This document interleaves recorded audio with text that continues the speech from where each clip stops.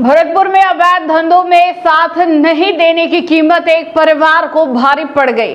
आरोप है कि आईपीएल सट्टे और गांजा सप्लाई से जुड़े कुछ युवकों ने देर रात एक घर पर हमला बोल दिया। पथराव के दौरान बीच बचाव करने आई 55 वर्षीय महिला को धक्का दे दिया गया, जिससे उनकी मौत हो गई। इतना ही नहीं, परिजनों का आरोप है कि आरोपी बाद में वापस लौटे और परिवार के सदस्यों को कार से कुचलने की भी कोशिश की। भरतपुर शहर के मथुरा गेट थाना क्षेत्र स्थित कलेक्ट्रेट के सामने पटपरा मोहल्ले में रविवार देर रात एक मामूली विवाद ने खूनी रूप ले लिया। मृतका के परिजनों का आरोप है कि अवैध गांजा सप्लाई और आईपीएल सट्टे के धंधे में सहयोग नहीं करने पर कुछ युवक उनके घर पहुंच गए और उत्पात मचाना शुरू कर दिया। मृतक के बेटे आकाश के अनुसार उसके भाई जीतू की दोस्ती मोहल्ले के ही सुनीत नामक युवक से की थी। सुनीता कथित तौर पर अवैध गतिविधियों से जुड़ा हुआ है और जीतू पर अपने कामों में साथ देने का दबाव बना रहा था। लगातार इनकार के बाद रविवार रात करीब 12 बजे सुनीत अपने साथियों पुष्पेंद्र, राजू, देवू और एक अन्य युवक के साथ कार में सवार होकर घर पहुंचा और गाली गलौज शुरू कर दी। देखते ही देखते आरोपियों ने घर पर पथराव शुरू कर दिया और शोर शराबा सुनकर 55 वर्षीय सुशीला देवी बाहर आई और उन्हें रोकने का प्रयास किया। आरोप है कि इसी दौरान बदमाशों ने उन्हें जोरदार धक्का दे दिया। धक्का लगने से उनका सिर दीवार से टकराया और वह गंभीर रूप से घायल होकर गिर पड़ी।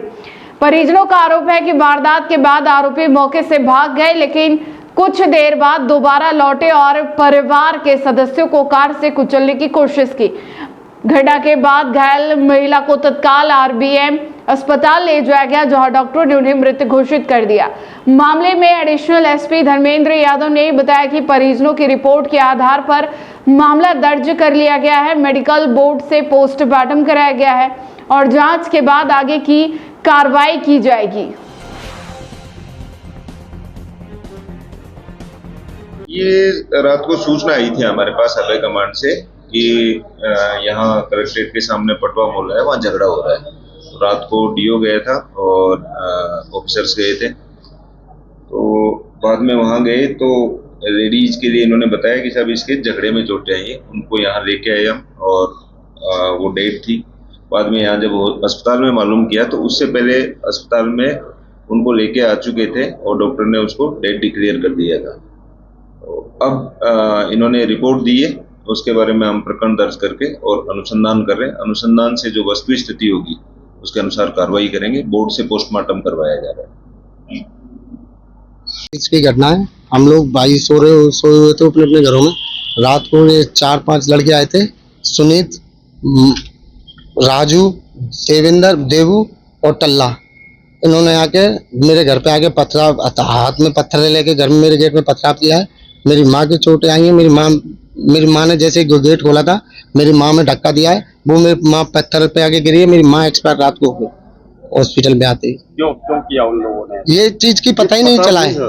मेरी मम्मी ने उससे बोला, बेटा कोई बात है तो तू सुबह आके बात कर लेना।